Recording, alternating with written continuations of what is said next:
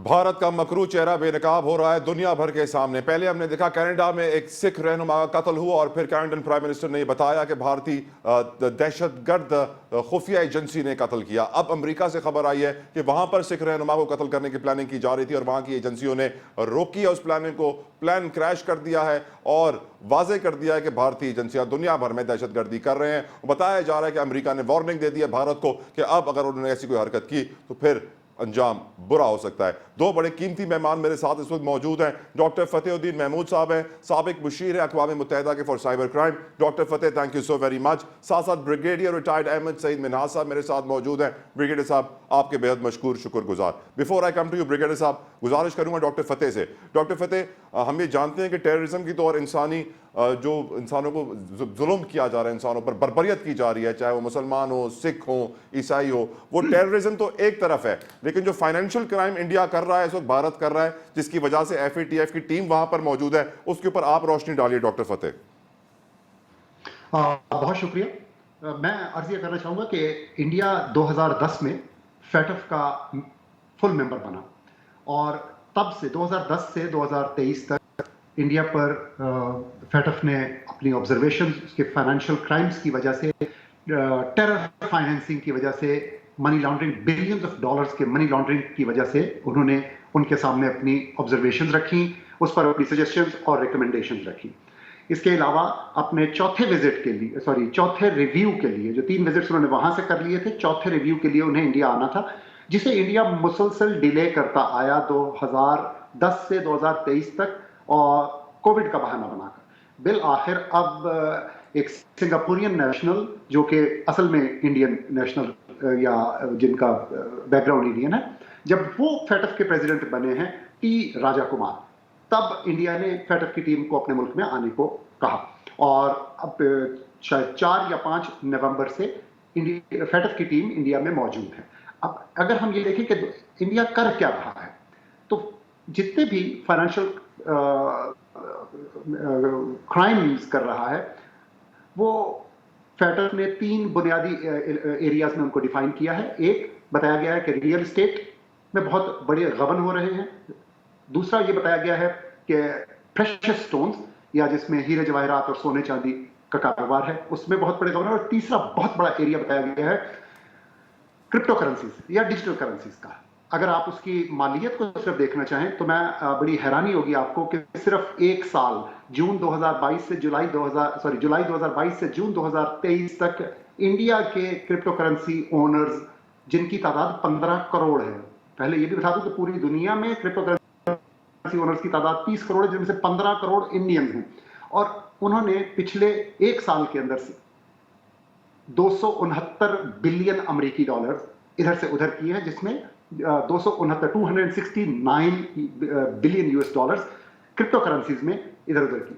अब जितने आपने ये जिक्र किया, निजर का जिक्र किया या अमेरिका में सिख का जिक्र किया, या इसके अलावा कतर में जो जिन स्पाइस को सजाए मौत हुई है इंडिया के जासूसों को, या पाकिस्तान में कलभूषण है, या इस जैसे, ये तो चंद हैं जो वाकयात सतह पर आए हैं। इसके अलावा इंडिया के ऐसे सैकड़ों नहीं बल्कि हजारों दहशतगर्दी के वाकयात हैं जो इंडियन स्टेट स्पॉन्सर कर रही है। अब उन सबको बिलियंस ऑफ डॉलर्स भेजने पड़ते हैं, बगैर पैसे के तो नहीं हो रहा। और उस पैसे को एक जगह से दूसरी जगह मुंतकिल करने के लिए दुनिया में आसान तरीन तरीका है डिजिटल करेंसीज का। अब डिजिटल करेंसीज क्यों इतनी अहम है इस हवाले से? ये डिजिटल करेंसी में सुडोनिमिटी, या जिसको एनोनिमिटी कहा जाए, सुडोनिमिटी या एनोनिमिटी, यानी गुमनाम तरीके से पैसा एक जगह से दूसरी जगह, अगर आप hundreds of millions of dollar या बिलियंस ऑफ डॉलर्स भी भेजना चाहें, एक क्लिक से आप भेज सकते हैं। ये 2008 में बिटकॉइन नाम की एक डिजिटल करेंसी बनाई गई, जिसे उस वक्त सातोशी नाकामोटो ने बनाया। अब आज तक 2008 से लेकर आज तक दुनिया में किसी को यह नहीं पता कि सातोशी नाकामोटो एक आदमी था, औरत थी, एक लोगों का एक गिरोह था, एक पूरी टीम थी। कौन था ये आज तक ये भी गुमनाम है, आज तक ये भी नहीं पता चल सका। तो ये बजाते खुद आपको ये बताता है कि डिजिटल करेंसीज या क्रिप्टो करेंसीज में सुडोनिमिटी किस हद तक अहम है। ये बिटकॉइन के अलावा अगर आप ये देखना चाहें कि इसके अलावा जेड कैश, मोनारो, ये वो है कि जो बनाई ही प्राइवेसी फोकस, ये खास हम वर्ड यूज करते हैं जी, प्राइवेसी फोकस। प्राइवेसी फोकस क्या है?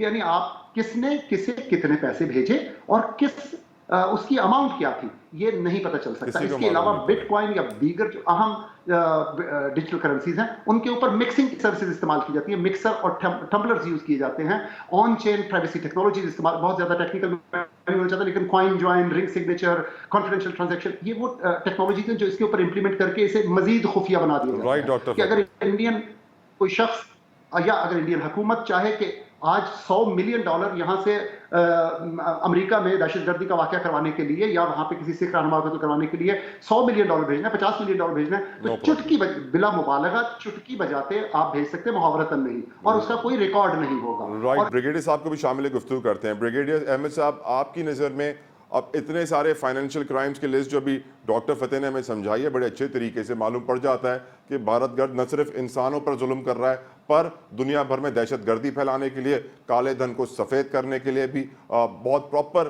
प्लानिंग के साथ फाइनेंशियल सेक्टर को और टेक्नोलॉजी को इस्तेमाल कर रहा है। What should we do brigadier साहब, हमें क्या करना होगा? जी, बिल्कुल ऐसे ही जैसे डॉक्टर साहब ने बड़ा तफसीली जो साहब इसको कवर किया है कि जो आपकी मनी लॉन्ड्रिंग उसके तमाम एस्पेक्ट जो डॉक्टर साहब ने कवर कर लिए है। उसका जो सेकंड एस्पेक्ट फेडअप का होता है वो आपकी एंटी टेरर फाइनेंसिंग को जो है वो चेक करता है। मैं सिलसिले में बताता चलूं कि पाकिस्तान जब अभी ग्रे से व्हाइट में आया तो उसको पहले 16 क्वेश्चंस दिए गए थे तक और सबूतों के साथ कि जिसमें हम बता सकें कि हमारी कोई टेरर फाइनेंसिंग नहीं है और किसी किस्म के मनी लॉन्ड्रिंग में वो इस्तेमाल उस तरह से नहीं होती है। तो इंडिया के ऊपर जो फेटफ इस पर सवालात की बुछाड़ की उसको 330 सवालात का जो है जवाब देना है। अब अगर फेटफ जिसका इंडिया मेंबर भी और 34 मुल्कों का ये एक इंटर गवर्नमेंटल ग्रुप है, अगर ये इसको इंडिया को इम्प्लीकेट नहीं करता और उसके ऊपर सैंक्शंस नहीं लगाता या उसके ऊपर एडिशनल चेक्स नहीं लगाता उसकी मनी लॉन्ड्रिंग के हिसाब से या मनी ट्रांसफर जो होती है बॉर्डर टू बॉर्डर, तो उसमें मैं समझता हूँ कि फेटअप की अपनी जो वैलिडिटी है, उस क्रेडिबिलिटी है, वो क्वेश्चन हो जाएगी। अब पाकिस्तान को करना क्या है? पाकिस्तान ने बड़े भरपूर तरीके से तमाम कैपिटल्स में इंडिया का जो असल चेहरा है वो उसको वाजे किया और इंडिया खुद भी अपने दाम में गिरफ्तार हुआ है। वो जैसे कहते हैं कि मुंह पे राम राम और बगल में चोरी और मुंह पे राम राम। इससे पहले कनाडा में जैसे उसने वहां पे सिख रहनुमा को और ब्रिजीत को उसको वहां पे कत्ल किया और अभी पन्नू सिंह के पीछे पड़े हुए थे जो कि एक आवाज थी खालिस्तान के हिसाब से अमेरिका के अंदर, लेकिन चूंकि बुग़्ज़ चाइना है और जियो स्ट्रेटेजिक और जियो इकोनॉमिक इंटरेस्ट है अमेरिकन के और वेस्टर्न कंट्रीज के, तो बजाय कि डायरेक्ट, अभी तक वैसे कंफर्म नहीं है कि direct government to government American की और इंडिया की बात हुई है नहीं, लेकिन मीडिया के थ्रू जरूर पैगाम पहुंचा दिया गया कि हमने आपको देख लिया, पहचान लिया और आप इसमें विजिबली और बिल्कुल जो है बिला किसी मुबालगा के आप जो है इसमें वाज़े तौर पे सामने आ चुके हैं। इसमें रॉ और आपकी जो इंडियन गवर्नमेंट है वो प्रॉपर्ली इन्वॉल्व है। मोदी खास करके जो आरएसएस बेसिकली जो बीजेपी का पॉलिटिकल फेस है, जो उसको भी सामने जो एक गौतम साहब है वहां पे जिसकी वर्थ कोई $180 बिलियन की है, वो मोदी का फ्रंट फेस है। आपके पाकिस्तान के अंदर थ्रू टीटीपी जो दहशतगर्दी के वाकयात होते चले आए, कुलभूषण यादव हमारे पास जिंदा मिसाल मौजूद है। ये तमाम फंडिंग जो बलूचिस्तान में बम धमाके किए जा रहे हैं, इसमें रॉ की इन्वॉल्वमेंट टेरर फाइनेंसिंग के जरिए हो रही है। आपकी अमेरिका के अंदर, कनाडा के अंदर जो खालिस्तान के लीडर्स को मरवाया जा रहा है वो टेरर फाइनेंसिंग के जरिए हो रही है। स्टेट की इन्वॉल्वमेंट, आपकी मिनिस्ट्री ऑफ एक्सटर्नल अफेयर जो इंडिया का है उसके जिम्मेदार ने बड़े वाज़ेह अल्फाज में मीडिया के ऊपर आके कहा कि दुनिया में जहां भी ऐसे एलिमेंट्स हैं जो खालिस्तान की हमायत में हैं, हम उनको एलिमिनेट करेंगे और ये मोसाद और सीआईए का बेसिकली जैसे वो जो स्ट्रक्चर है उसके हिसाब से रॉ अपने आप को बहुत बड़ी इंटेलिजेंस एजेंसी समझती है, लेकिन वो उसका मकरू चेहरा जो है वो बेनकाब हो चुका है। तो पाकिस्तान की